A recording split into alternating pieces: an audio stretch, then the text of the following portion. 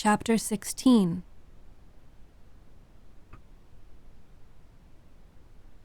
I both wished and feared to see Mr. Rochester on the day which followed this sleepless night. I wanted to hear his voice again, yet feared to meet his eye. During the early part of the morning, I momentarily expected his coming.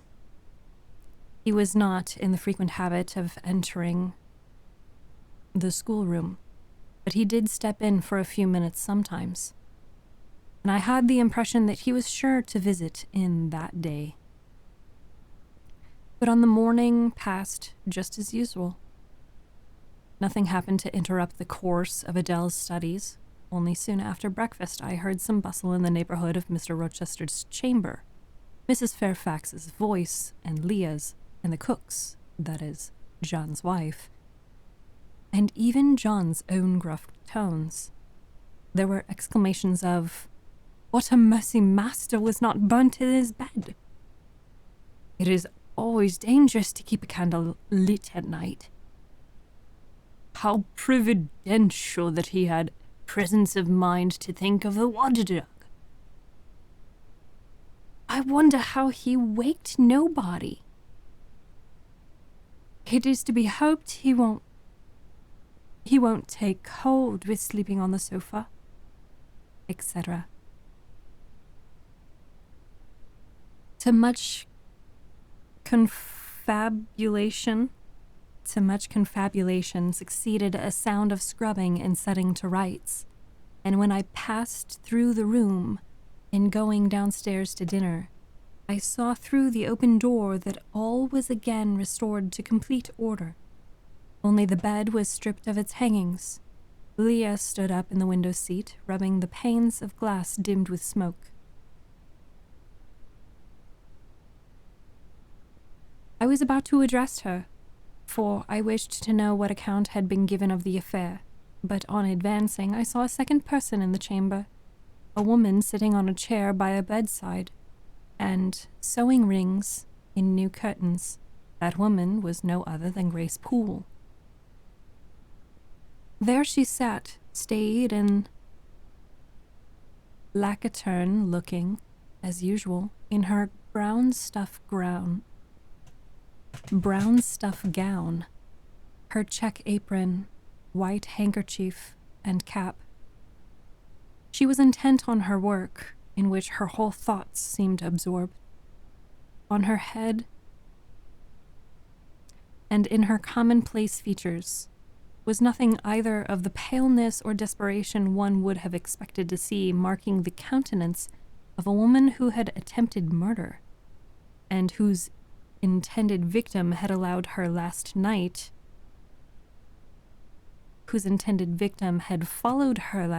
to her lair, and, as I believed, charged her with the crime she wished to perpetrate.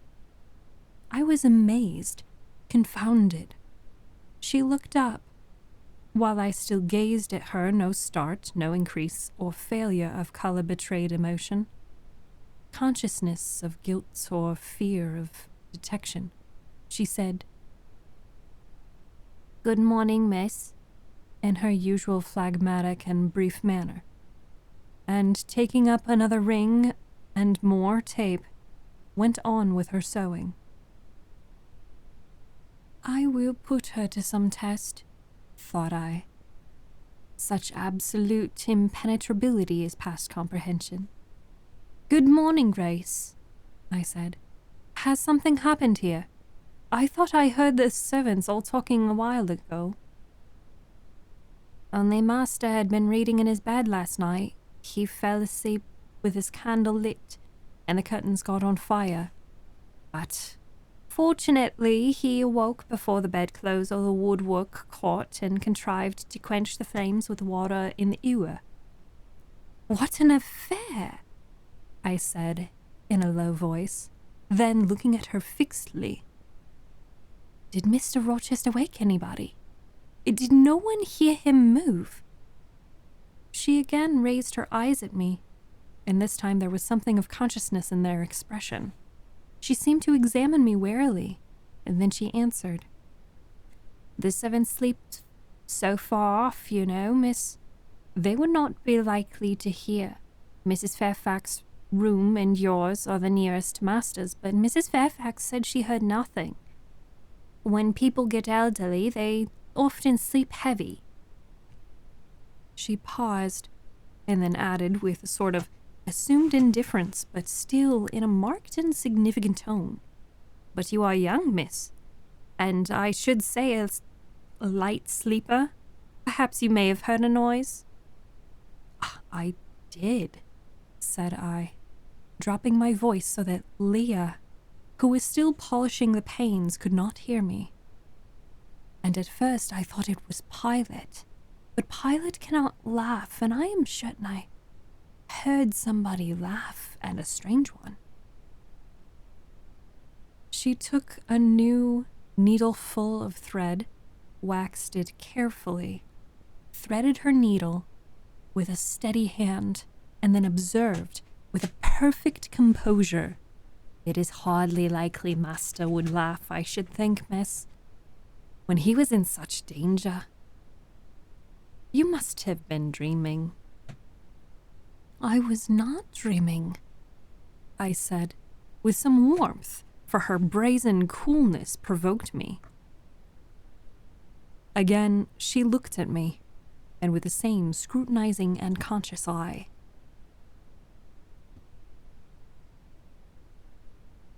"Have you told master that you heard a laugh?" she inquired. "I have not had the opportunity of speaking to him this morning." "You did not think of opening the door and looking out into the gallery?" she further asked. She appeared to be cross-questioning me, attempting to draw from me information unawares. The idea struck me that if she discovered I knew and suspected her guilt, she would be playing of some of her malignant pranks on me. I thought it advisable to be on my guard. "On the contrary," said I bolted my door." "Then you are not in the habit of bolting your door every night before you go to bed?" Fiend, she wants to know my habits so she may lay her plans accordingly. The indignation again prevailed over prudence. I replied sharply, "Hitherto I have omitted to fasten the bolt. I did not think it necessary. I was not aware any danger or annoyance was to be dreaded at Thornfield Hall, but in the future," and I laid marked stress on those words, "I shall take good care to make all secure before I venture to lie down." "It will be wise to do so," was her answer. "This neighborhood is as quiet as any I know, and I never heard of the Hall being attempted by robbers since it was a house, though there are hundreds of pounds worth of plate in the plate closet, as all is well known. And you see, for such a large house there are many servants, because master has never lived there much. When he does come, being a bachelor, he needs little waiting on, but I always think it best to err on the safe side. A door is soon fastened, and it is as well to have drawn bolt between one and any mischief to be about. A deal of people, miss, are for trusting all to Providence, and I say Providence will not dispense with the means, though he often blesses them when they are used discreetly." And here she closed her harangue. Harangue? A long one for her, and uttered with the demureness of a Quakeress. I stood still, absolutely dumbfounded at what appeared to me her miraculous self-possession in the most inscrutable hypocrisy when cook entered. "Miss Poole," said she, addressing Grace, "the servants' dinner will be ready. Will you come down?" "No, just put my pint of porter and a bit of pudding on the tray. I'll carry it upstairs." "You will have some meat?" Just a morsel. And a taste of cheese. That's all. And this Argo. Never mind it at present. I shall be coming down before tea time. I'll make it myself. The cook here turned to me, saying that Mrs. Fairfax was waiting for me. So I departed. I hardly heard Mrs. Fairfax's account of the curtain conflagration during dinner. So much was I occupied in puzzling my brains over the enigmatical character of Grace Poole, and still wondering in the problem of her position at Thornfield and questioning why she had not been given into custody that morning, or, at the very least, dismissed from her master's service. He had also as much as declared his conviction of her criminality last night. What mysterious case withheld him from accusing her? Why had he enjoined me, too, to secrecy? It was strange. A bold, vindictive, and haughty gentleman seemed somehow in the power of one of the meanest of his dependents. So much in her power that even when she lifted her hand against his life, he dared not openly charge her with the attempt, much less punish her for it. Had Grace been young and handsome, I should have been tempted to think that tenderer feelings than prudence or fear influenced Mr. Rochester on her behalf, but hard-flavored and matronly as she was, the idea could not be admitted. Yet, I reflected, she has been married young once. Her youth would be contemporary with her master's. Mrs. Fairfax told me once. She had lived many years. I don't think she ever had been pretty, but for aught I know, she may possess originality and strength of character to compensate for the want of personal advantages. Mr. Rochester is an amateur of the decided and eccentric. Grace is eccentric, at least. What if the former caprice, a freak very possible to nature so sudden and headstrong as his, has delivered him into her power, and she now exercises over his actions a secret influence, a result of his own indiscretion, which he cannot shake off, and dare not disregard? But, having reached this point of conjecture, Mrs. Poole's square, flat figure and comely, dry, even coarse face recurred so distinctly in my mind's eye, and I thought, no, impossible. My supposition cannot be correct, yet suggested the secret voice which talks to us in our own hearts. You are not beautiful either, and perhaps Mr. Rochester approves you. At any rate, you have often felt as if he did, and last night, remember his words, remember his look, remember his voice. I well remembered it all. Language, glance, and tone seemed at that moment vividly renewed. I was now in the schoolroom. Adele was drawing. I bent over her and directed her pencil. She looked up in a sort of start. "Que avez-vous, mademoiselle?" said she.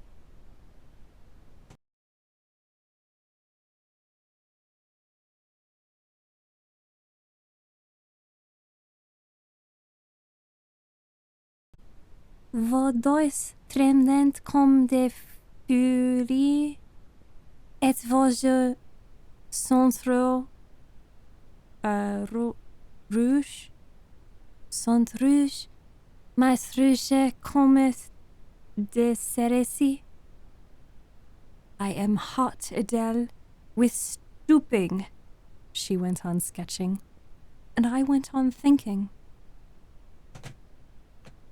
I hastened to drive from my mind the hateful notion that I had been conceiving respecting Grace Poole, It disgusted me.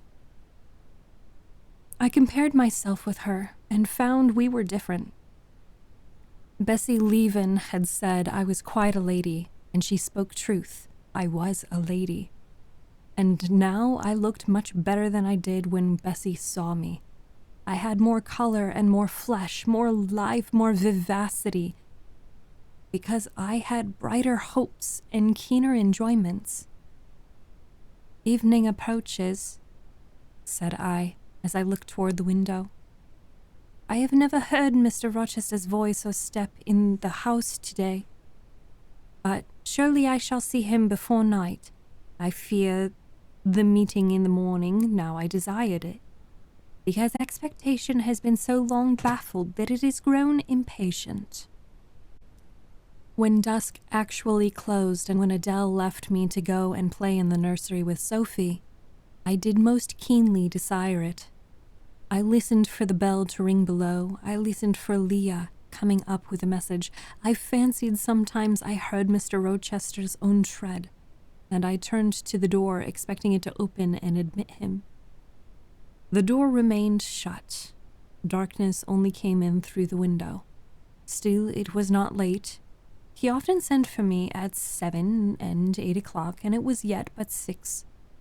Surely I should not be wholly disappointed tonight when I had so many things to say to him. I wanted again to introduce the subject of Grace Poole and to hear what he would answer. I wanted to ask him plainly if he really believed it was she who made last night's hideous attempt, and if so, why he kept her wicked secret. It little mattered whether my curiosity irritated him. I knew the pleasure of vexing and soothing him by turns. It was one I chiefly delighted in, and sure instinct always prevented me from going too far. Beyond the verge of provocation, I never ventured. On the extreme brink, I liked well to try my skill, retaining every minute form of respect, every propriety of my station. I could still meet him in argument without fear or uneasy restraint. This suited both him and me. A tread creaked on the stairs at last. Leah made her appearance, but it was only to intimate that tea was ready in Mrs. Fairfax's room. Thither I repaired, glad to at least go downstairs, for that brought me, I imagined, nearer to Mr. Rochester. "You must want your tea," said the good lady as I joined— oh, wrong voice. "You must want your tea," said the good lady as I joined her. "You ate so little at dinner, I am afraid," she continued. "You are not well today. You look flushed and feverish." "Oh, quite well. I've never felt better." "Then you must prove it by evincing a good appetite. Will you fill the teapot while I knit off this needle?" Having completed her task, she rose to draw down the blind, which she had hitherto kept up by way, I suppose, of making the most of daylight, though dusk was now fast deepening into total obscurity.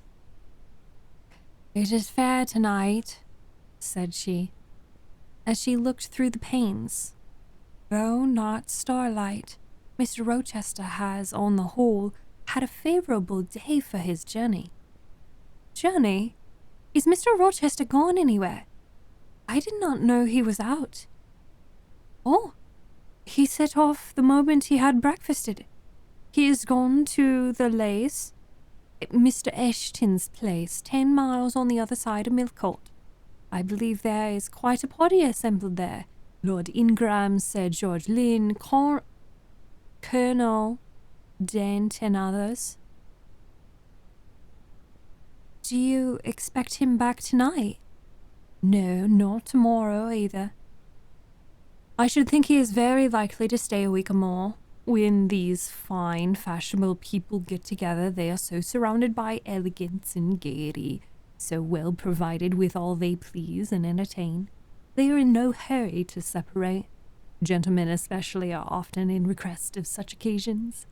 And Mr. Rochester is so talented and so lively in society that I believe he is a general favorite.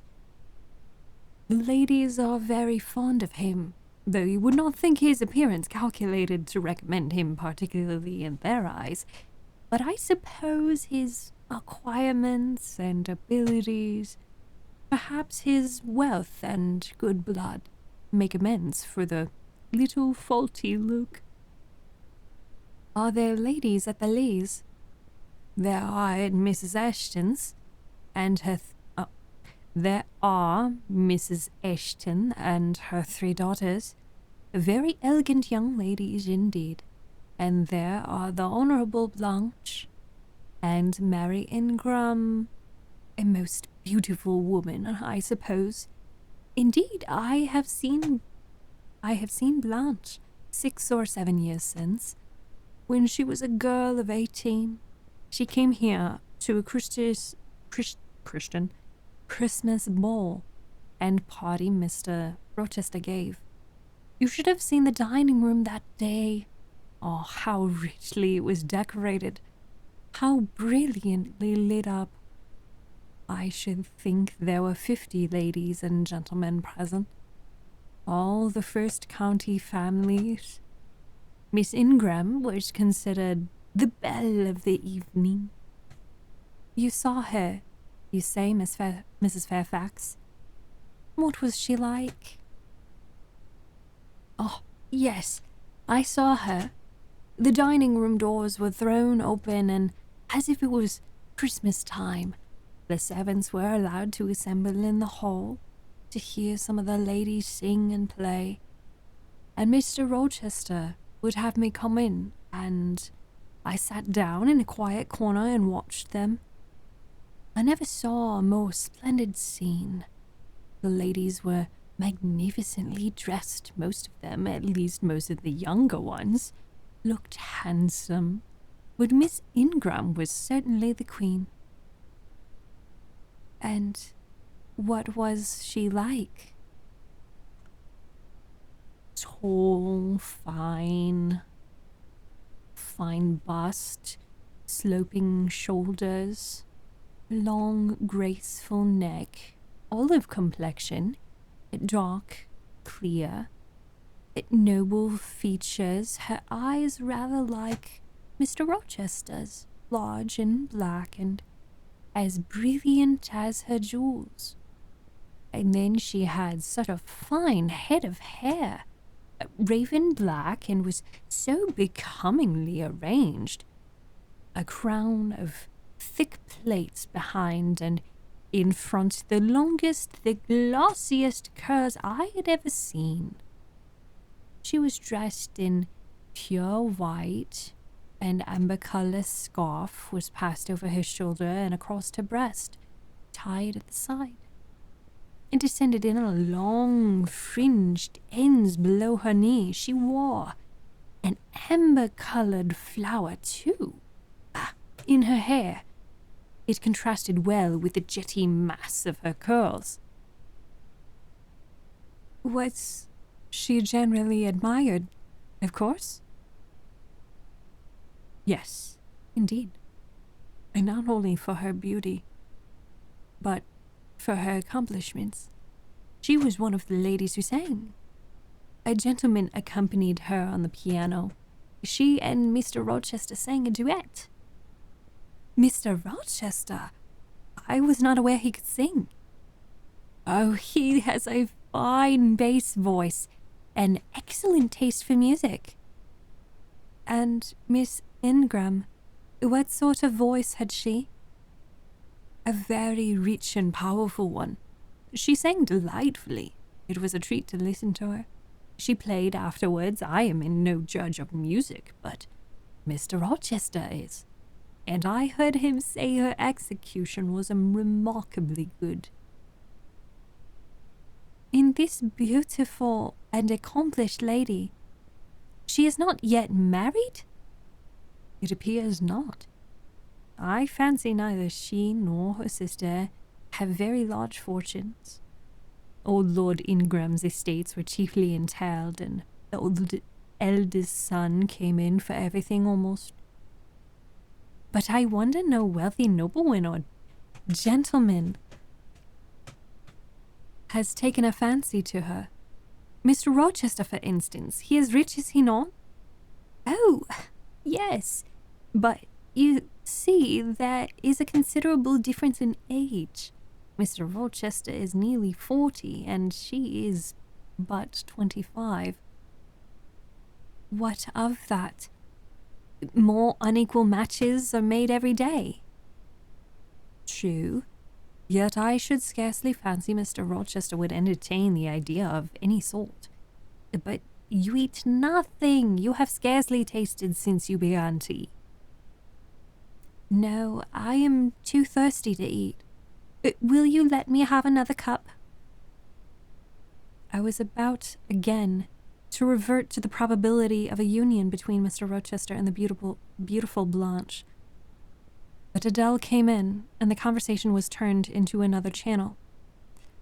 When once more alone, I reviewed the information I had got, looked into my heart, examined its thoughts and feelings, and endeavored to bring back, with a strict hand such as had been straying through imagination's boundless and trackless waste, into the safe fold of common sense.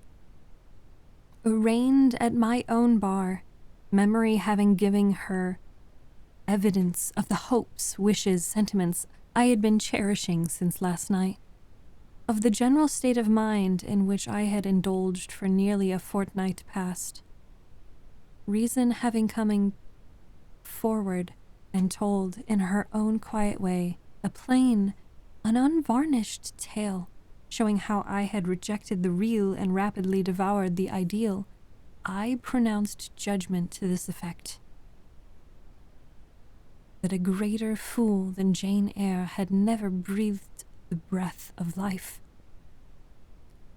that a more fantastic idiot had never surfeited herself on sweet lies and swallowed poison as if it were nectar. You, I said, a favorite with Mr. Rochester. You gifted with the power to please him. You of importance to him in any way. Go, your folly sickens me. And you have derived pleasure from occasional tokens of preference. Equivocal tokens shown by a gentleman of family and a man of the world to a dependent and a novice. How dare you? You poor, stupid dupe. Could not even self-interest make you wiser? You repeated to yourself this morning the brief scene of last night, covered your face and be ashamed. He said something in praise of your eyes, didn't he? Blind puppy. Open the bleared lids and look on your own accursed selflessness. It does no good to a woman to be flattered by her superior, who cannot possibly intend to marry her. And it is madness in all women to let a secret love kindle within them, which, if unreturned and unknown, must devour the life that feeds it, and if discovered and responded to, must lead, ignis fatuus like, into merry winds, whence there is no extradition.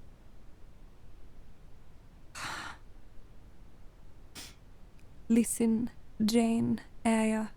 Listen then, Jane Eyre, to your sentence. Tomorrow, place the glass before you. Draw in chalk your own picture, faithfully, without softening one defect. Omit no harsh line. Smooth away no displeasing irregularity. Write under it, portrait of a governess, disconnected, poor, and plain. Afterwards, take a piece of smooth ivory, one you have prepared in your drawing box. Take your palette, mix your freshest, finest, clearest tints. Choose your most delicate camel hair pencils. Delineate carefully the loveliest face you can imagine. Paint it in your softest shades and sweetest lines, according to the description given by Mrs. Fairfax of Blanche Ingram. Remember the raven ringlets, the oriental eye. What, you revert to Mr. Rochester as your model? Order! No snivel! No sentiment! No regret! I will endure only sense and resolution. Recall the august yet harmonious lineaments, the Grecian neck and bust. Let the round and dazzling arm be visible. In the delicate hand, omit neither diamond ring nor gold bracelet. Portray carefully the attire: aerial lace, glistening satin, graceful scarf, and golden rose. Call it Blanche, an accomplished lady of rank. Whenever in the future you should chance to fancy Mr. Rochester thinks well of you, take out these two pictures and compare them. Say, Mr. Rochester might probably win that noble lady's love, if he chose to strive for it. Is it likely he would waste a serious thought on his indignant and insignificant plebeian? I'll do it, I resolved, and having framed this determination, I grew calm and fell asleep. I kept my word. An hour or two sufficed to sketch my own portrait in crayons, and in less than a fortnight, I had completed an ivory miniature of an imaginary Blanche Ingram. It looked a lovely face enough, and when compared with the real head in chalk, and contrast was as great as self-control could desire. I derived benefit from the task. I had kept my head and hands employed, and had given force and fixedness to the new impressions I wished to stamp indelibly on my heart. Ere long, I had reason to congratulate myself on the course of wholesome discipline to which I had thus forced my feelings to submit. Thanks to it, I was able to meet subsequent occurrences with a decent calm, which, had they found me unprepared, I should probably have been unequal to maintain, even externally.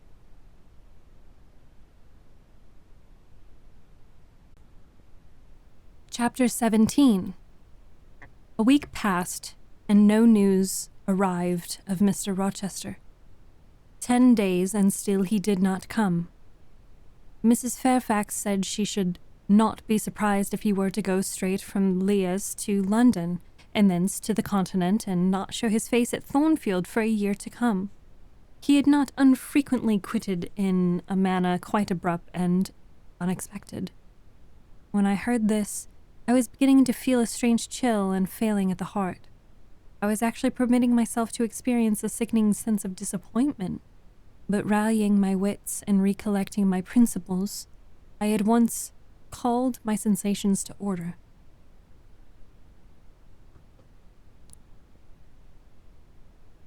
And it was wonderfully how I got over the temporary blunder, how I cleared up the mistake of supporting Mr. Rochester's movements, a matter in which I had any cause to take an vital interest. Not that I humbled myself by a slavish notion of inferiority. On the contrary, I just said, You have nothing to do with the master of Thornfield, further than to receive the salary he gives you for teaching his protégé, and to be grateful for such respect and kind treatment as, If you do your duty, you have a right to expect at his hands. Be sure that this is the only tie he is seriously acknowledges between you and him. So don't make the object of your fine feelings your raptures, agonies, and so forth. He is not of your order. Keep to your castle, and be self-respecting to lavish the love of a whole heart, soul, and strength where a gift is not wanted and would be despised.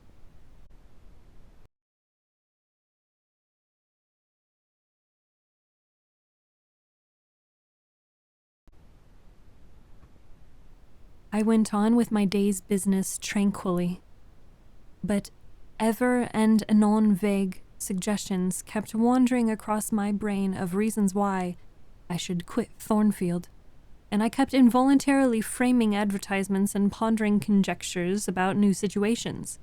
These thoughts I did not think to check. They might germinate and bear fruit if they could. Mr. Rochester had been absent upwards of a fortnight, when the post brought Mrs. Fairfax a letter. "It is from the master," she said, as she looked at the direction. "I now suppose we shall know whether we are to expect his return or not." And while she broke the seal and perused the document, I went on taking my coffee. We were at breakfast. It was hot, and I attributed to that circumstance a fiery glow which suddenly rose to my face. Why my hand shook, and why I involuntarily spilt half the contents of my cup into my saucer, I did not choose to consider. "Well, I sometimes think we are too quiet, but we run a chance of being busy enough now for a little while at least," said Miss Fairfax, still holding the note before her spectacles.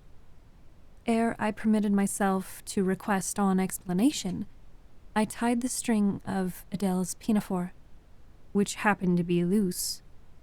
Having helped her also to another bun and refilled her mug with milk, I said nonchalantly, "Is Mr. Rochester not likely to return soon, I suppose?" "Indeed he is. In 3 days, he says. That will be next Thursday. And not alone either. I don't know how many of the fine people at the Lays are coming with him. He sends directions for all the best bedrooms to be prepared, the library, the drawing rooms are to be cleaned out, and I am to get more kitchen hands from the George Inn at Millcourt, and from wherever else I can. And the ladies will bring their maids and the gentlemen their valets. So we shall have a full house of it." And Mrs. Fairfax swallowed her breakfast and hastened away to commence the operation.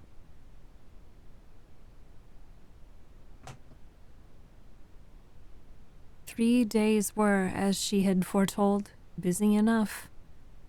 I had thought all the rooms at Thornfield beautifully clean and well arranged, but it appears I was mistaken. 3 women were got to help. 3 women were got to help, and such scrubbing, such brushing, such washing of paint and beating of carpets, such taking down and putting up of pictures, such polishing of mirrors and lustres, such lighting of fires in bedrooms, such airing of sheets and featherbeds on hearths, I never beheld before, either before or since. Adele ran quite wild in the midst of it. The preparations for company and the prospect of their arrival seemed to throw her into ecstasies. She would have Sophie look all over her toilette, as she called frocks, to furbish up any that were passées,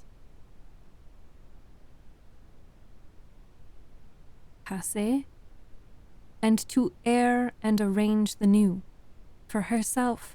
She did not bother but caper about in the front chambers, jump on and off the bedsteads, and lie on mattresses piled up bolsters and pillows before the enormous fires roaring in the chimneys. From school duties she was exonerated. Mrs. Fairfax had pressed me into her service, and I was all day in the storeroom helping, or hindering, her and the cook, learning to make custards and cheesecakes and French pastry, to truss game and garnish desert dishes. The party was expected to arrive on Thursday afternoon in time for dinner at 6. During the intervening period, I had no time to nurse chimeras, and I believe I was as active and gay as anybody, Adele excepted.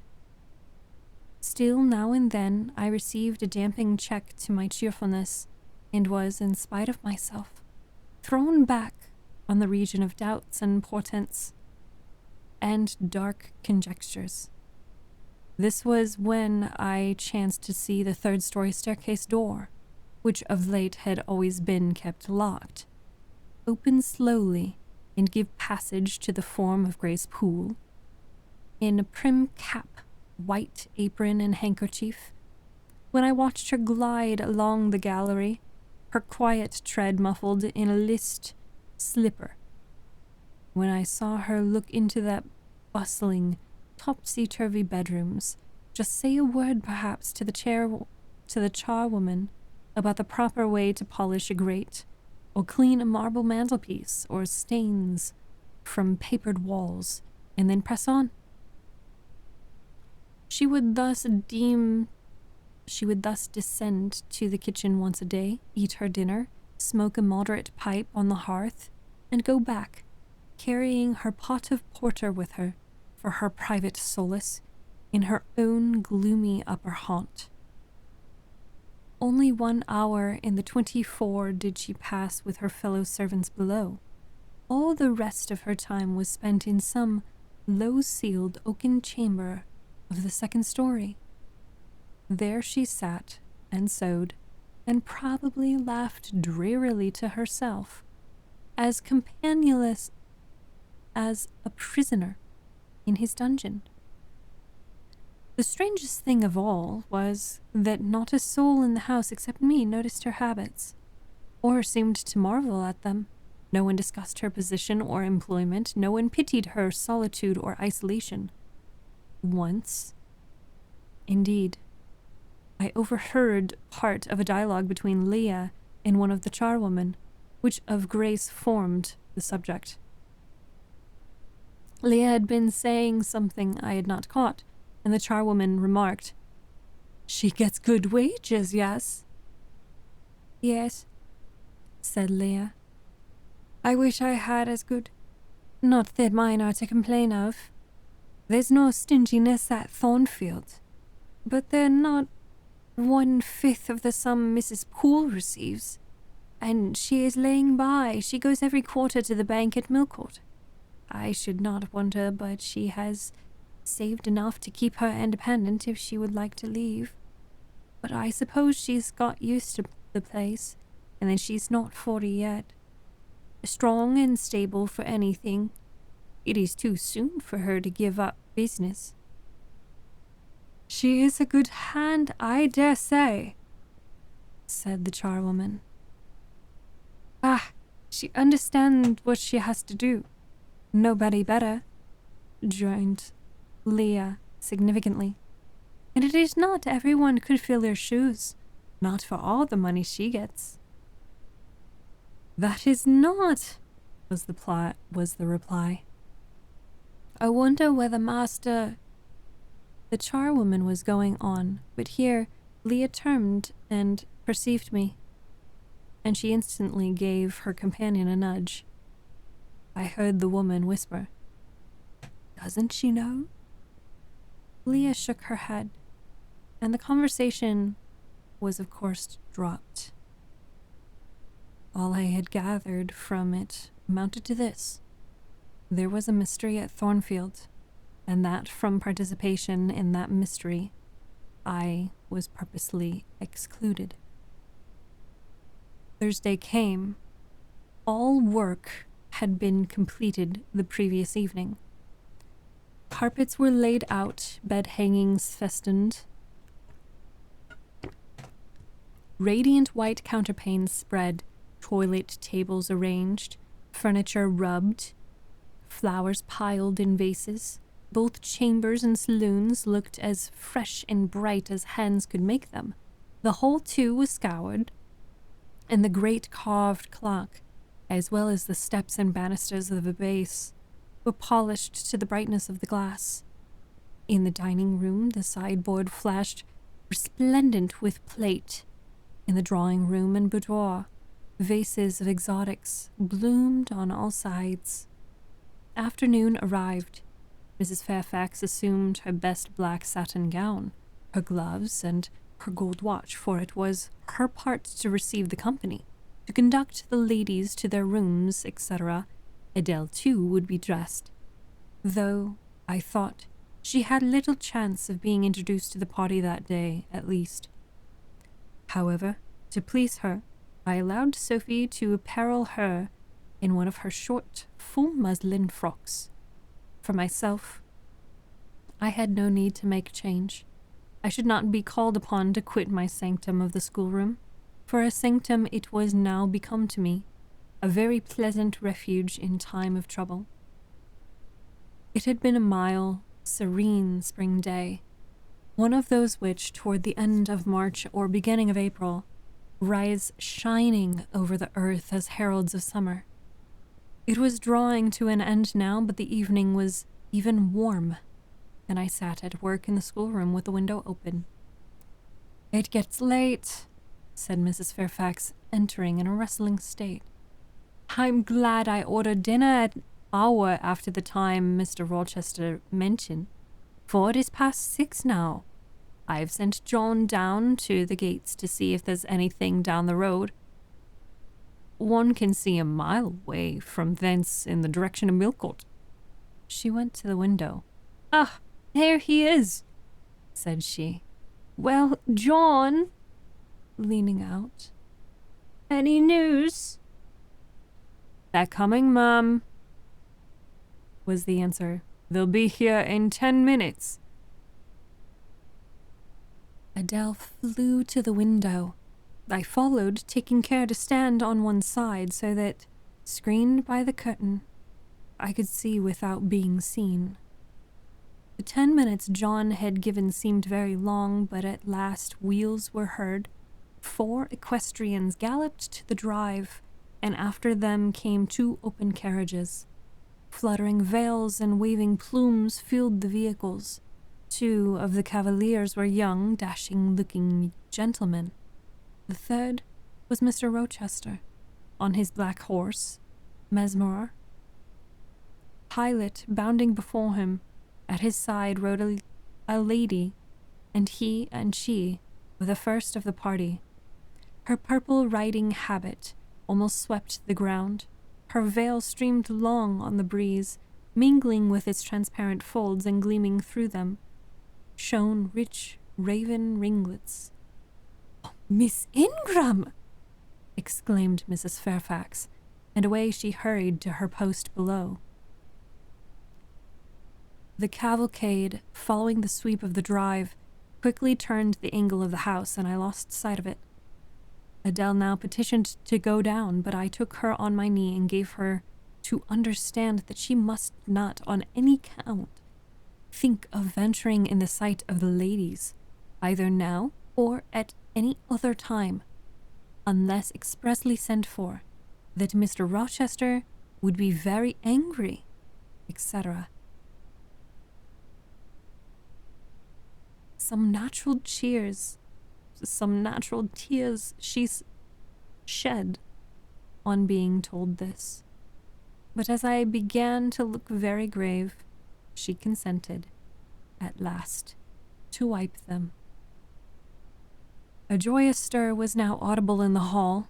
A gentleman's deep tones and ladies' silvery accents blent harmoniously together, and distinguishable above all, though not loud, was the sonorous voice of the master of Thornfield Hall, welcoming his fair and gallant guests under its roof.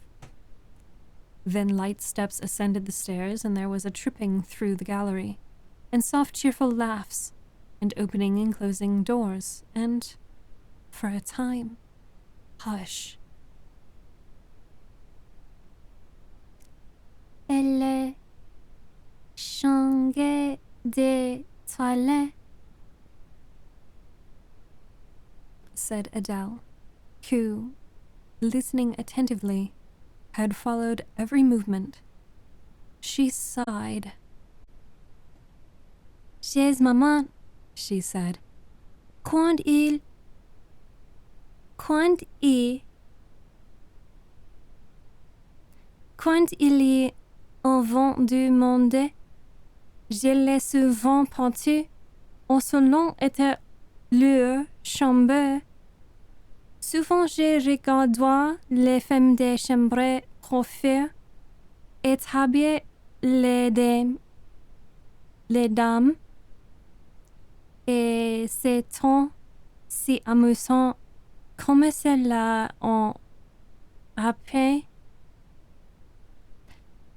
Don't you feel hungry, Adele? Oui, mademoiselle. Voilà ce qu'on si que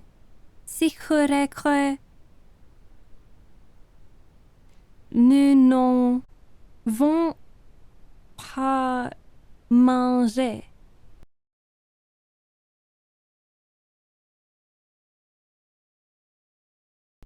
Well, now, while the ladies are in their rooms, I will venture down and get you something to eat.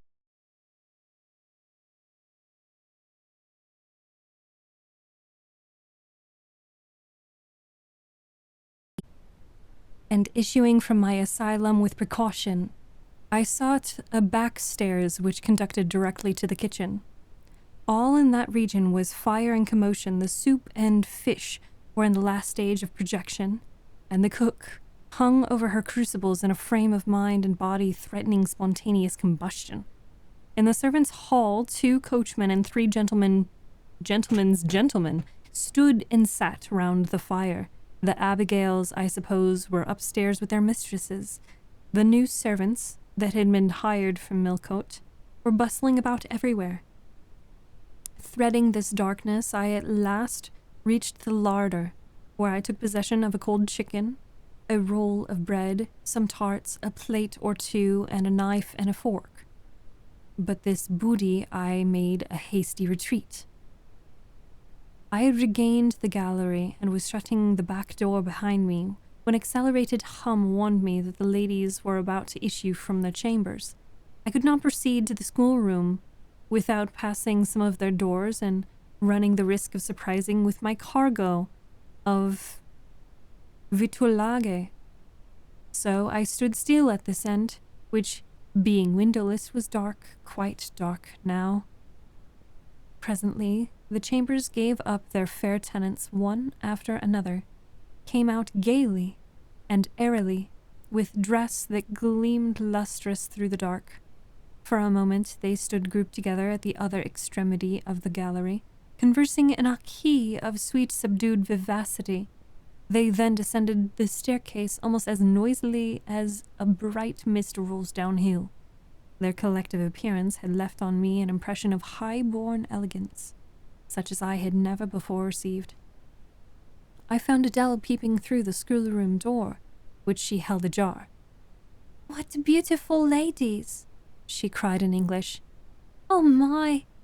I wish I might go to them. Do you think Mr. Rochester will send for us by the by after dinner?" "No, indeed I don't. Mr. Rochester has something else to think about. Never mind the ladies tonight.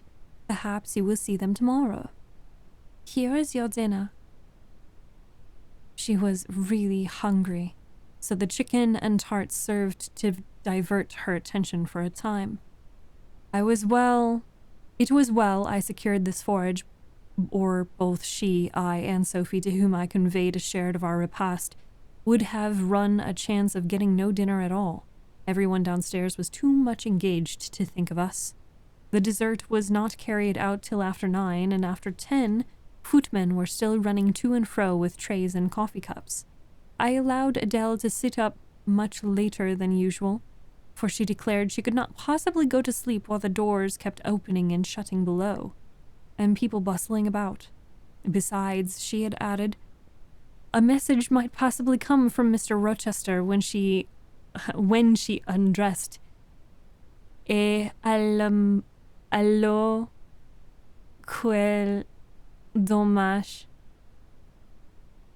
Et alors que dommage. I told her stories as long as she listened to them, and then for a change I took her out into the gallery. The hall lamp was now lit, and it amused her to look over the balustrade and watch the servants passing towards and backwards and forwards. When the evening was far advanced, a sound of music issued from the drawing room whither a piano had been removed. Adele and I sat down at the top step of the stairs to listen. Presently, a voice blent with the rich tones of the instrument, and it was a lady who sang, and very sweet her notes were. The solo over, a duet followed, and then a glee, a joyous conversational murmur filled with the intervals. I listened long. Suddenly I discovered that my ear was wholly intent on analyzing the mingled sounds, trying to discriminate against the confusion of accents, those of Mr. Rochester. When it had caught them, which it soon did, I found a further task in framing the tones, rendered by distant inarticulates, into words. The clock struck 11. I looked at Adele, whose head leant against my shoulder. Her eyes were heavy, waxing, so I took her up in my arms and carried her off to bed. It was near 1 before the gentlemen and ladies sought their chambers. The next day was as fine as its predecessor. It was devoted by the party to an excursion to some site in the neighborhood. They set out early in the forenoon, some on horseback and the rest in carriages. I witnessed both the departure and the return. Miss Ingram, as before, was the only lady equestrian, and, as before, Mr. Rochester galloped at her side. The two rode a little apart from the rest. I pointed out this circumstance to Mrs. Fairfax, who was standing at the window with me. You said it was not likely they should think of being married, said I. But you see, Mr. Rochester evidently prefers her to any of the other ladies. Yes, I dare say. No doubt he admires her. And she him? I nodded. Look how she leans her head towards him as if she were conversing confidently. I wish I could see her face. I've never had any glimpse of it yet. You will see her this evening, answered Mrs. Fairfax. I happened to remark to Mr. Rochester how much Adele wished to introduce to the ladies, and he said, oh, let her come into the drawing-room after dinner and request Miss Eyre to accompany her. Yes, he said that from mere politeness I need not go, I'm sure, I answered. Well, I observed to him that you were unused to company. I did not think you would like appearing before so gay a party, all strangers, and he replied in his quick way, Nonsense.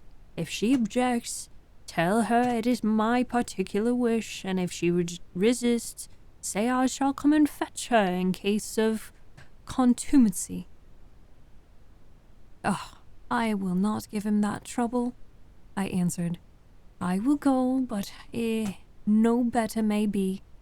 But I don't like it. Shall you be there, Miss Fairfax?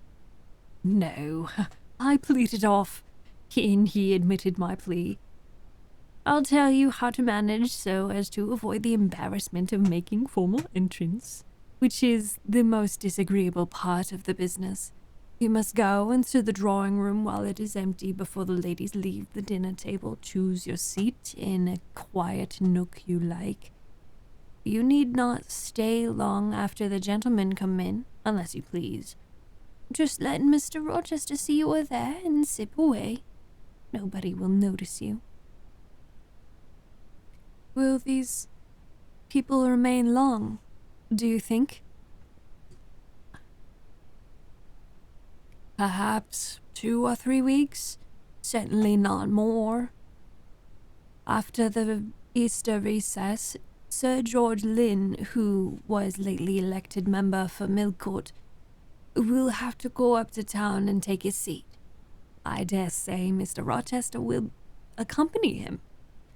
It surprises me that he has already made so protracted a stay at Thornfield.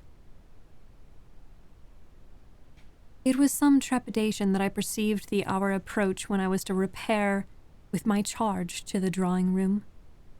Adele had been in a state of ecstasy all day after hearing she was to be presented to the ladies in the evening, and it was not till Sophie commenced the operation of dressing her that she sobered down.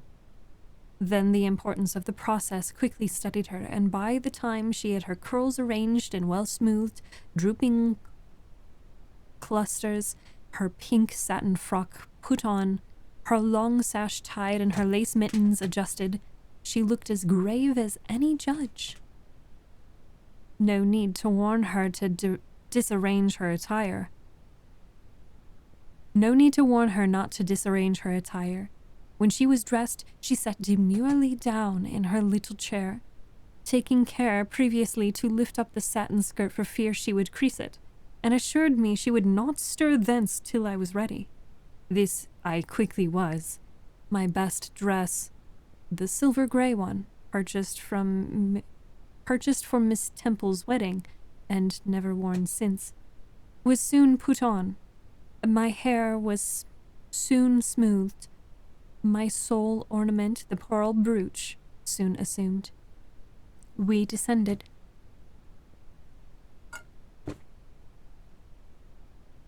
Fortunately, there was another entrance to the drawing-room than that through the saloon, where they were all seated at dinner. We found the apartment vacant, a large fire burning silently on the marble hearth, and wax candles shining in bright solitude, amid the exquisite flowers with which the tables were adorned. The crimson curtain hung before the arch, slight as was the separation this drapery formed from the party in its adjoining saloon. They speak so low a key that nothing of their conversation can be distinguished beyond a soothing murmur.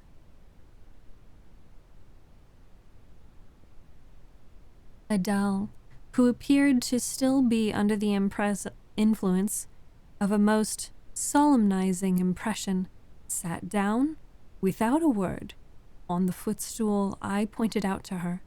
I retired to the window seat and took a book from the near table, endeavored to read. Adele brought her stool to my feet ere long she touched my knee. What is it, Adele?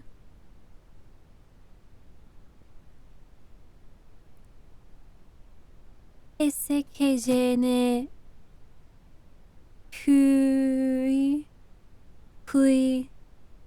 pas prendre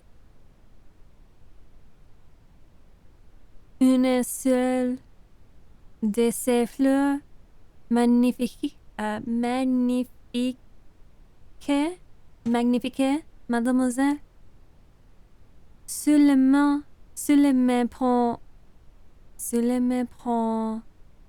compléter ma toilette. Okay, we try that again.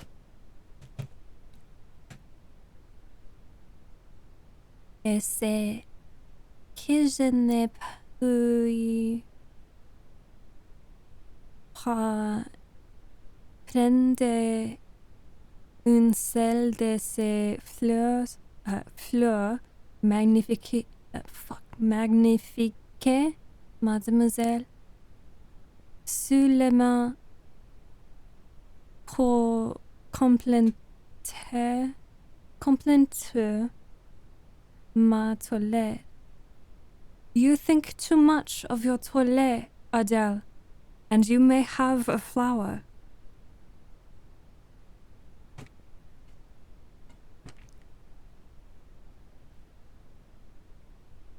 and I took a rose from a vase and fastened it to her sash. She sighed a sigh of ineffable, wow, what a word, of ineffable satisfaction, as if her cup of happiness were now full. I turned my face away to conceal a smile I could not suppress. There was something ludicrous, as well as painful, in the little Parisienne's earnest and innate devotion to matters of dress. A soft sound of rising now became audible. The curtain was swept back from the arch.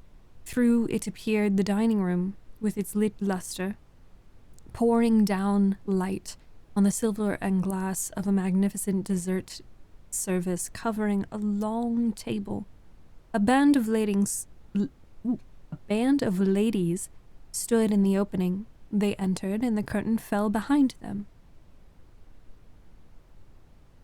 They were but 8, yet somehow, as they all flocked in, gave the impression of a much larger number. Some of them were very tall, many of them dressed in white, and all had a sweeping amplitude of array that seemed to magnify their persons as a mist magnifies the moon. I rose and curtsied to them. 1 or 2 bent their heads in return, the others only stared at me. They dispersed about the room, reminding me, by the lightness and buoyancy of their movements, and flock of white and plumy birds. Some of them threw themselves in half-reclining positions on the sofas and ottomans. Some bent over the tables and examined the flowers and books. The rest gathered in a group round the fire. All talked in low but clear toned, which seemed habitual to them. I knew their names afterwards, and may as well mention them now. First there was Mrs. Eshton and 2 of her daughters. She had evidently been a handsome woman and was well preserved still. Of her daughters, the eldest, Amy, was rather little, naive and childlike in the face and manner, and piquant in form. Her white muslin dress and blue sash became her well. Second, Louisa was taller and more elegant in figure, with a very pretty face, and that order the French term minois chiffon. Both sisters were fair as lilies. Lady Lynn was a large and stout personage of about 40, very erect, very haughty looking, richly dressed in a satin robe of changeful sheen. Her dark hair shone glossily under the shade of an azure plume and within the circlet of a band of gems. Mrs. Colonel Dent was less showy, but I thought more ladylike. She had a slight figure, a pale, gentle face, and fair hair. Her black satin dress, her scarf of rich foreign lace, and her pearl ornaments pleased me better than the rainbow radiance of titled dame. But the 3 most dignified, partly perhaps because the tallest figures of the band, were the Dowager Lady Ingram and her daughters, Blanche and Mary. They were all 3 of the loftiest stature of women. The dowager might be between 40 and 50. Her shape was still fine. Her hair, by candlelight at least, was still black. Her teeth, too, were still apparently perfect. Most people would have termed her a splendid woman for her age, and so she was, no doubt, physically speaking. But then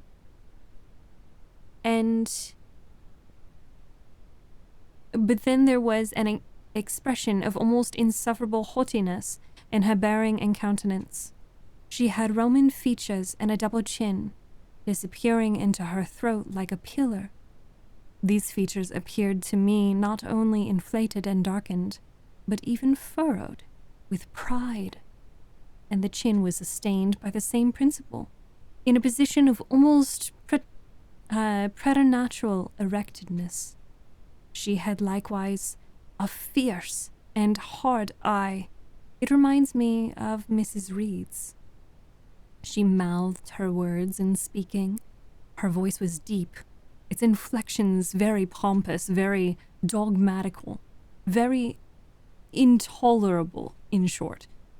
A crimson velvet robe and a shawl turban of some gold-wrought Indian fabric invested her, I supposed she thought, with a truly imperial dignity.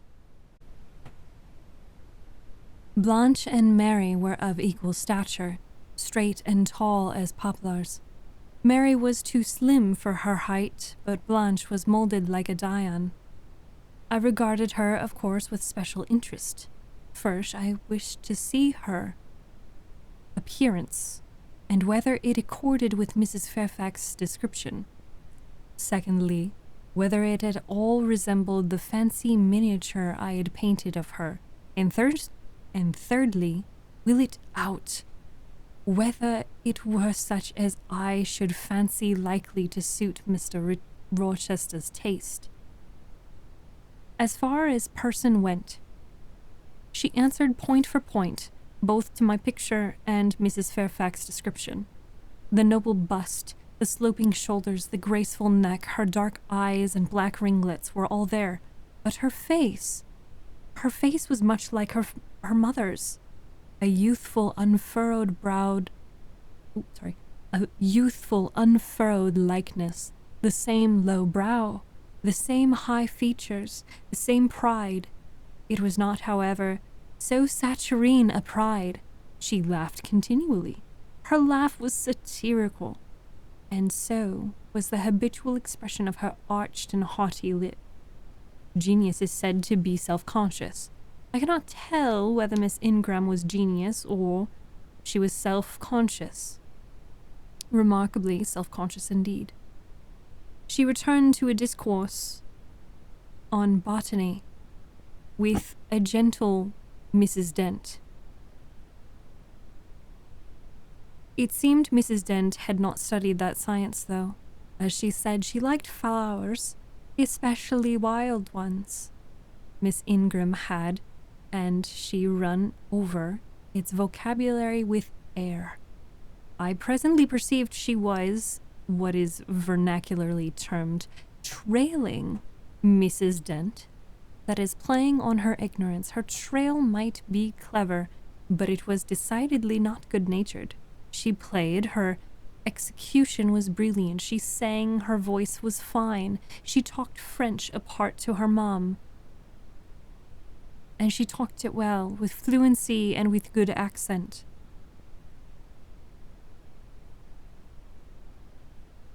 Mary had a milder and more open countenance than Blanche, softer features too, and a skin some shades fairer.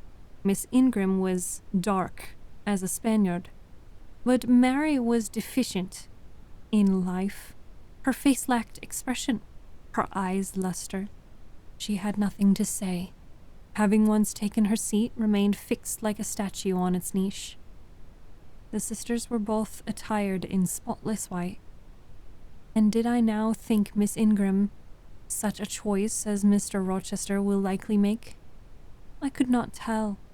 I did not know his taste in female beauty. If he had liked majestic, she was very majestic type indeed. Then she was accomplished, springly. Most gentlemen would admire her, I thought, and that he did admire her, I thought. I already seemed to obtain proof, to remove the last shade of doubt. It remained but to see them together. You are not to suppose, reader, that Adele had all this time been sitting motionless at the stool at my feet. No. When the ladies entered, she rose, advanced to meet them, made a stately reverence, and said with gravity, "Bonjour, Madame. Madame? Is it Madame? Bonjour, Madame." And Miss Ingram had looked down at her with mocking air and exclaimed, "Oh, what a puppet!"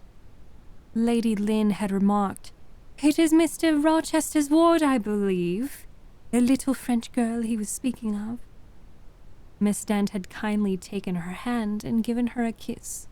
Amy and Louisa Eshton had cried out simultaneously, "What a love of a child!" And then they had called her to a sofa, where she now sat, ensconced between them, chattering alternatively in French and broken English, absorbing not only the young lady's attention, but that of Mrs. Eshton and Lady Lynn, getting spoiled to her heart's content. At last coffee was brought in, and the gentlemen are summoned. I sit in the shade, if any shade there be in this brilliantly lit apartment. The window curtain half hides me. Again the arch yawns. They come.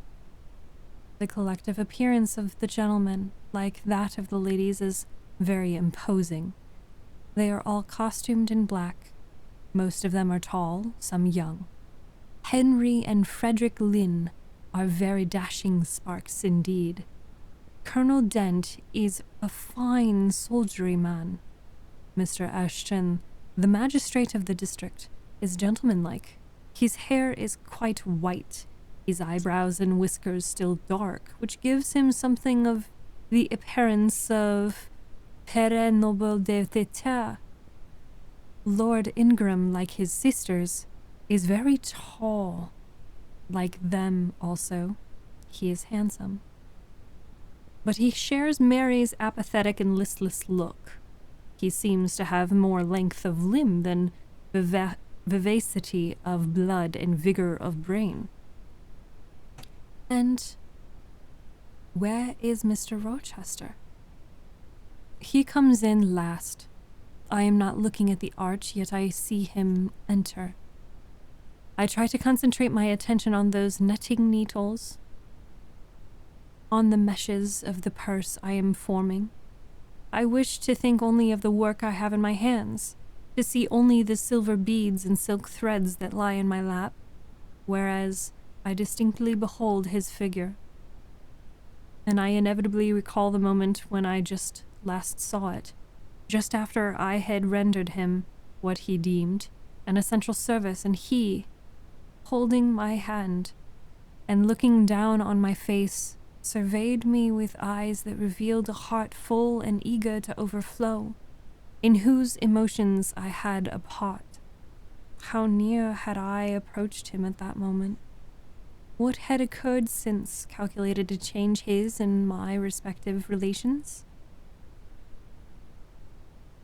Yet now, how distant, how far estranged we were. So far estranged I did not expect him to come and speak to me. I did not wonder when, without looking at me, he took a seat at the other side of the room and began conversing with some of the ladies. No sooner did I see that his attention was riveted on them that I might gaze without being observed, than my eyes were drawn involuntarily to his face. I could not keep their lids under control. They would rise, and the irids would fix on him. I looked and had an acute pleasure in looking, a precious and yet poignant pleasure, pure gold with a steely point of agony, a pleasure like what the thirst-perishing man might feel who knows the well to which he has crept his poison, yet stoops and drinks divine draughts nevertheless. Most true is that beauty in the eye of the gazer. My master's colorless, olive face, square, massive brow, broad and jetty eyebrows, deep eyes, strong features, firm, grim mouth, all energy, decision, will, were not beautiful, according to the rule. But they were more than beautiful to me. They were full of an interest and influence that quite mastered me. that took my feelings from my own power and fettered them in his. I had not intended to love. The reader knows I had wrought hard to extirpate from my soul the germs of love that detected, and now, at the first renewed view of him, they spontaneously arrived, green and strong. He made me love him without looking at me. I compared him with his guests. With the gallant grace of the Lynns, the languid elegance of Lord Ingram, even the military distinction of Colonel Dent contrasted with his look of native pith and genuine power. I had no sympathy in their appearance, their expression, yet I could imagine that most observers would call them attractive, handsome, imposing, while they would pronounce Mr. Rochester at once harsh-featured and melancholy-looking. I saw them smile. It was nothing. The light of the candles had as much soul in it as their smile. The tinkle of the bell as much significance as their laugh. I saw Mr. Rochester smile. His stern features softened. His eye grew both brilliant and gentle, its ray both searching and sweet. He was talking, at that moment, to Louisa and Amy Eshton. I wondered to see them receive with calm that look which seemed to me so penetrating. I expected their eyes to fall, their color to rise under it, but I was glad when I found they were in no sense moved. He is not to them what he is to me, I thought. He is not of their kind. I believe he is of mine. I am sure he is. I feel akin to him. I understand the language of his countenance and movements, though rank and wealth sever us widely. I have something in my brain and my heart, in my blood and nerves, that assimilates me mentally to him. Did I say a few days since that I had nothing to do with him but to receive my salary at his hands? Did I forbid myself to think of him in any other light as a paymaster? Blasphemy against nature. Every good, true, virtuous feeling I have gathers impulsively around him. I know I must conceal my sentiments. I must smother hope. I must remember that he cannot care much for me. For when I say that I am of his kind, I do not mean that I have his force to influence and his spell to attract. I mean only that I have certain tastes and feelings in common with him. I must, then, repeat continually that we are ever sundered. And yet, while I breathe and think, I must love him. Coffee is handed. The ladies, since the gentlemen entered, have become lively as larks. Conversation waxes brisk and merry. Colonel Dent and Mr. Eshton argue on politics. Their wives listen. The two proud dowagers, Lady Lynn and Lady Ingram, confabulate together. Sir George, whom, by the by, I have forgotten to describe, a very big and very fresh-looking country gentleman, stands before their sofa, coffee cup in hand, and occasionally puts in a word. Mr. Frederick Lynn has taken his seat beside Mary Ingram, and is showing her the engravings of a splendid volume. She looks, smiles now and then, but apparently says little. The tall and phlegmatic Lord Ingram leans with both folded arms on the chair back of the little and lively Amy Eshton. She glances up at him and chatters like a wren. She likes him better than she does Mr. Rochester. Henry Lynn has taken possession of an ottoman at the feet of Louisa. Adele shares it with him. He is trying to talk French with her, and Louisa laughs at his blunders. With whom will Blanche Ingram pair? She is standing alone at the table, bending gracefully over an album. She seems waiting to be sought. but she will not wait too long. She herself selects a mate. Mr. Rochester, having quitted the Eshtons, stands on the hearth as solitary as she stands by the table. She confronts him, taking her station on the opposite side of the mantelpiece. Mr. Rochester, I thought you were not fond of children? Nor am I. Then what induced you to take charge of such a little doll as that? Pointing to Adele.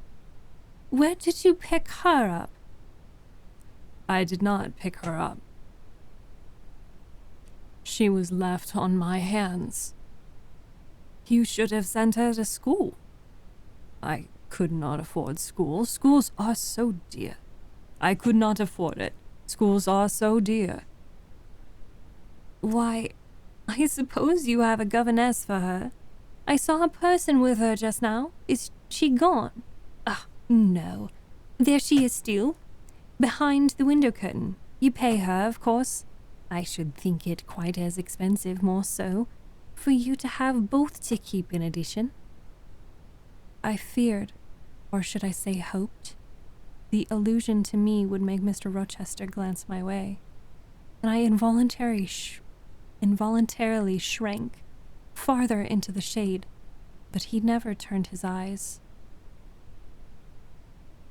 I have never considered the subject, he said indifferently, looking straight before him. No, you men never do consider economy and common sense. You should hear Mama on the chapter of governesses. Mary and I have had, I think, a dozen, at least in our day. Half of them detestable and the rest ridiculous. And were they not, Mama? Did you speak my own? The young lady thus claimed as her dowager's special property reiterated her question with an explanation. My dearest, don't mention governesses. The word makes me nervous.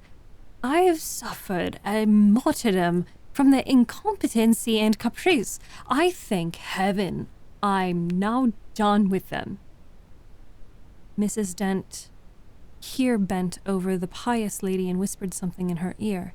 I supposed from the answer elicited, it was a reminder that one of the anathematized race was present. Tut P, said her ladyship. I hope it may do her good. Then, in a lower tone, but still loud enough for me to hear, I noticed her. I'm a judge of physiognomy, and in hers I see all faults of her class. What are they, madam? Inquired Mr. Rochester aloud. I would tell you in your private ear, she replied, wagging her turban 3 times with portentous significancy. But my curiosity will be past its appetite. It craves food now. Ask Blanche. She's nearer you than I. Oh, don't refer him to me, Mama. I just have one word of the whole tribe. They are a nuisance. Not that I had ever much for them. I took care to turn the tables. What tricks Theodore and I used to play on our Miss Wilsons and Mrs. Greys and Madame Jobert. Mary always too sleepy to join in the plot with spirit. The best fun was Madame Jobert. Miss Wilson was a poor-spirited, sickly thing, lachrymose and low-spirited, not worth the trouble of vanquishing, in short. Oh, and Miss Grey was coarse and insensible. Low blow took effect to her. But poor Madame Jobert, I see her yet in her raging passions when we had driven her to extremities, spilt our tea, crumbled our bread and butter, tossed our books up to the ceiling, played the I don't know that word, charivari, with the ruler and desk, and the fender and fire irons. Theodore, do you remember those merry days? Yes, I used to be sure I do, drawled Lord Ingram. Oh wait, he's nasally. And the poor old stick used to cry out, "Oh, you villain childs!"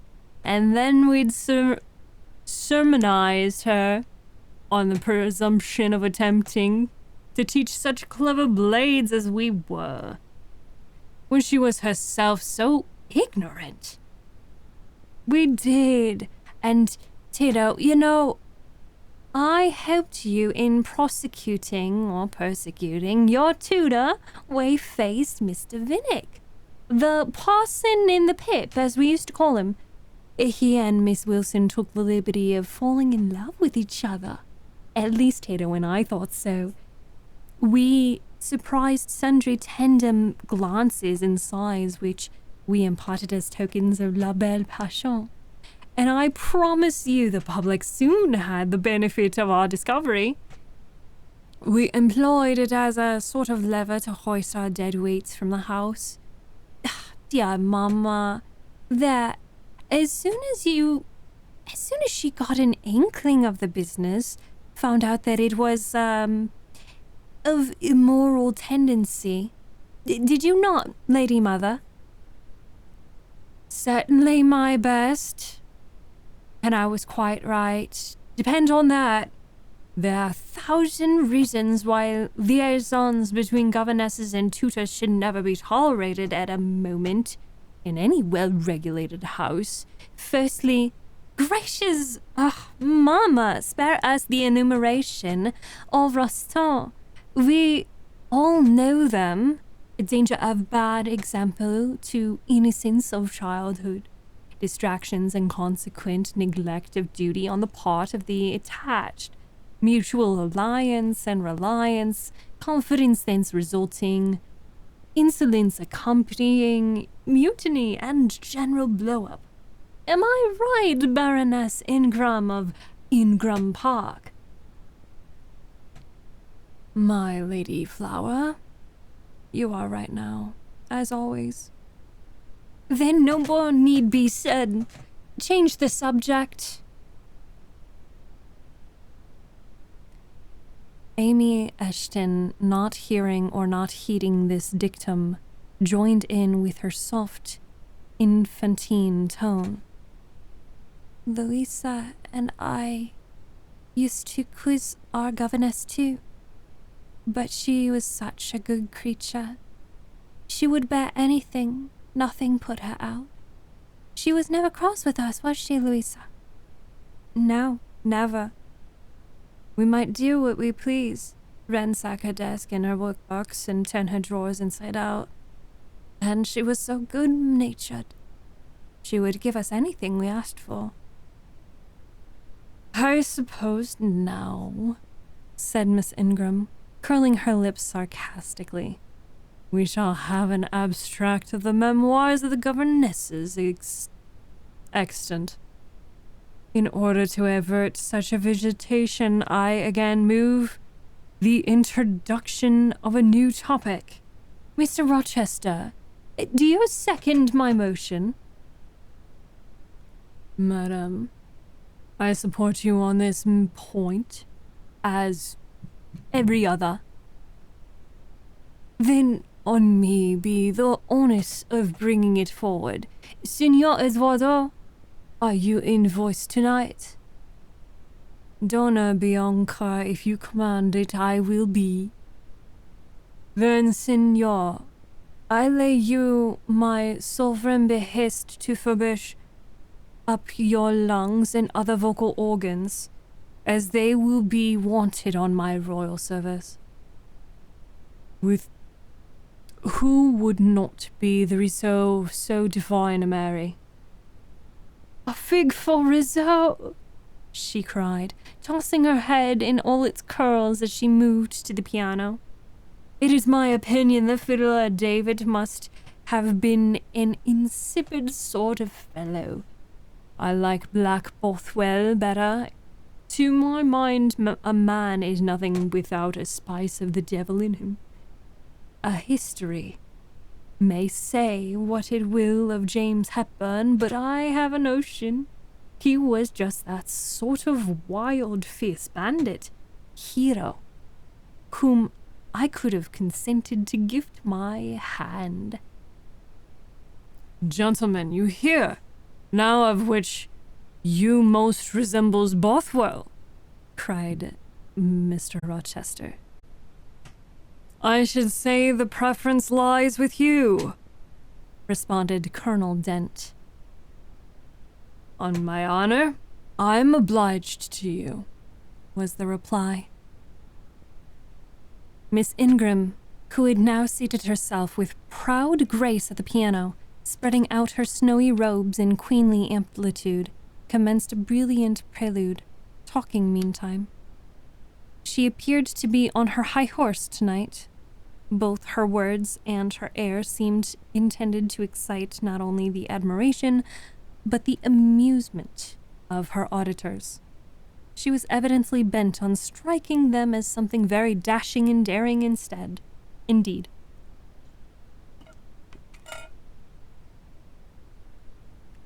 Oh, I am so sick of the young men of the present day, exclaimed she, rattling away at the instrument.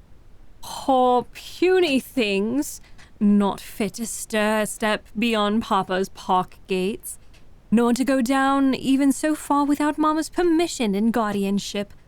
Creatures so absorbed in care about their pretty faces and the white hands and the small feet, as if a man had anything to do with beauty, as if loveliness were not the special prerogative of a woman, her legitimate appendage and heritage. I grant an ugly woman is a blot on the fair face of creation. But as to the gentlemen, let them be solicitous to possess only strength and valor. Let their motto be hunt, shoot, and fight. The rest is not worth a fillip. Such should be my device, were I a man. Whenever I marry, she continued after a pause which was not interrupted, I am resolved my husband shall be a rival, but a foil to me. I will suffer no great competitor near the throne. I shall exact an undivided homage. His devotions shall not be shed between me and the shape he sees in his mirror. Mr. Rochester, now sing, and I will play for you. I am all obedience, was the response. Here then is the Corsair song. Know that I dote on Corsairs. For that reason, sing it con spirito. Commands from Miss Ingram's lips would put spirit into a mug of milk and water. Take care then. If you don't please me, I'll shame you by showing you how things should be done. That is offering a premium on incapacity. I shall now endeavor to fail. Gardez-vous en bien. If you err willfully, I shall divide a proportionate punishment. Miss Ingram ought to be clement, for she has it in her power to inflict a chastisement beyond mortal endurance. Ha! Explain, commanded the lady. Pardon me, madam. No need to explain. Your own fine sense must inform you that one of your frowns would be sufficient substitute for capital punishment. Sing, said she, and again touching the piano, she commenced an accompaniment in spirited style. Now is my time to slip away, thought I. But the tones that then served the air arrested me. Mrs. Fairfax had said Mr. Rochester possessed a fine voice. He did. A mellow, powerful bass, into which he threw his own feeling, his own force, finishing a way through the ear to the heart, and there waking sensation strangely. I waited till the last deep and full vibration had expired, till the tide of talk checked an instant and had resumed its flow. I then quitted my sheltered corner and made my exit by the side door, which was fortunately near.